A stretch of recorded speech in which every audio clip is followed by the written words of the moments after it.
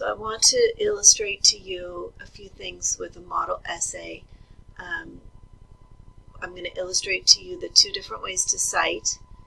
The one here where the author's names are in the sentence itself, and then the second example where the author's names are in parentheses.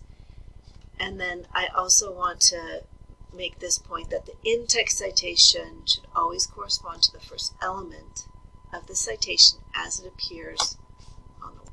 So here's the essay I'm going to use to illustrate those two principles.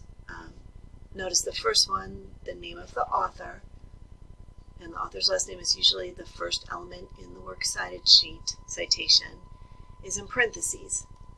And that's a perfectly legitimate way to cite this paraphrase.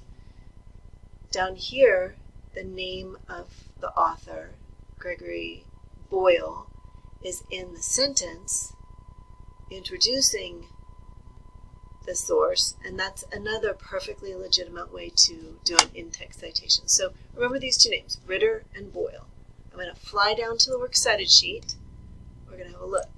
So here you see there's the Boyle citation, and the last name Boyle is the first element in that entry. If we go down further, we see the Ritter citation. There that is.